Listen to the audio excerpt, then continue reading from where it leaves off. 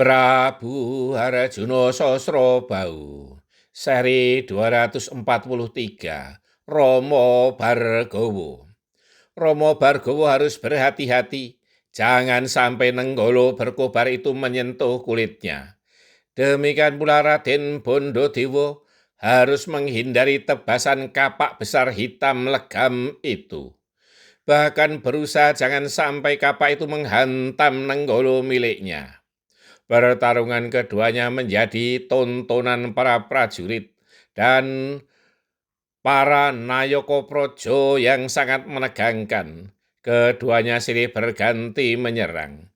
Namun keduanya dengan gesit menghindar. Kapak besar milik Romo Bargowo mendesing-desing mengerikan. Sedangkan Nenggolo milik Raden Bondodewo berkobar membara mengincar musuh.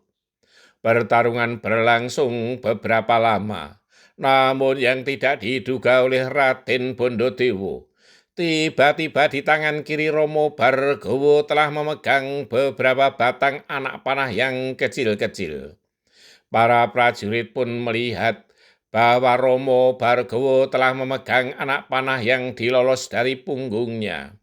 Namun dalam pertempuran jarak dekat, hampir mustahil melawan dengan anak panah.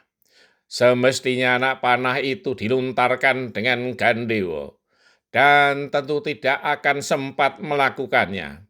Namun mereka tidak menyadari bahwa Romo Bargowo mampu melontarkan anak panah tanpa gandewa, seperti halnya melemparkan pisau belati. Dan itulah yang terjadi. Anak panah di tangan Romo Bargowo melesat dengan sangat cepat karena dilambari ilmunya yang sangat tinggi. Lontaran anak panah itu melesat secara beruntun. Raden Bondodewo tak menduga sama sekali akan mendapat serangan seperti itu. Lesatan anak panah yang pertama masih bisa dihindari. Lesatan yang kedua dapat ditangkis dengan Nenggolo. Namun anak panah yang ketiga menghujam di lengan, dan anak panah berikutnya menembus bahu, dan berikutnya lagi menembus dada. Akhirnya Raden Bondodewo jatuh terjerembab, tengkurap di rerumputan alun-alun. Anak panah itu semakin menghujam dalam di tubuhnya. Raden Bondodewo pun tak mampu bangkit dan kini telah tewas. Tak ada sorak-sorai, yang ada adalah wajah-wajah ketakutan. Ki Patih Banuroto dan para senopati dan para kesatria tak ingin hanya menjadi penonton. Mereka yakin jika Romo Bargowo dikeroyok oleh mereka yang berilmu tinggi, tentu akan takluk juga. Jika sebelumnya dikeroyok oleh para prajurit dan ia tetap tegar, tetapi tentu tidak jika dikeroyok oleh mereka yang berilmu tinggi termasuk Ki Patih sendiri. Ayo kita serbu, tetapi harus berhati-hati. Yang di depan harus melindungi dengan tameng yang kuat. Yang di belakangnya siap dengan lontaran anak panah yang dilambari dengan ilmu yang tinggi. Aku sendiri akan memancing agar menyerangku. Perintah Ki Patih Banuroto. Ki Patih sendiri memang tidak memiliki senjata seperti milik Raden Bondodewo. Namun ia memiliki ilmu Joyo Kawijayan yang lebih tinggi dari Raden Bondodewo. Ia memiliki ilmu kebal yang lebih tangguh dan ia pun mampu melontarkan ilmu dari jarak jauh. Ia mampu melontarkan seleret cahaya api dari jarak beberapa depa. Kini para prajurit dan para punggawa kerajaan dan para kesatria telah mengepung Romo Bargowo dari segala penjuru.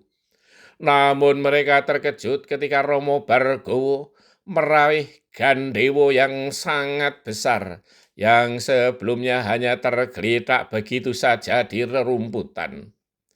Dalam sekejap, tangan Romo Bargowo telah menggenggam puluhan anak panah. Dan dalam sekejap pula, anak panah itu meluncur dengan derasnya. Para prajurit yang membentengi diri dengan tameng sangat terkejut karena anak panah itu mampu menembus tameng dan bahkan menembus dada pemegangnya. Mereka pun jatuh bergelimpangan. Ki Patih Banuroto yang marah karena segera melontarkan ajiannya. Seleret sinar mengarah ke tubuh Romo Bargowo. Namun semua orang terkejut bukan kepalang ketika mendengar ledakan yang sangat keras. Seleret sinar api itu menghantam Gandewo di tangan Romo Bargowo. Berturut-turut terdengar ledakan diasat ketika Ki Patih Banuroto menyerang secara beruntun. Ketika Romo Bargowo sibuk melayani serangan Ki Patih Banuroto, para senopati menyerang dari segala arah. Bersambung. Kuantitas tak akan mudah mengungguli kualitas.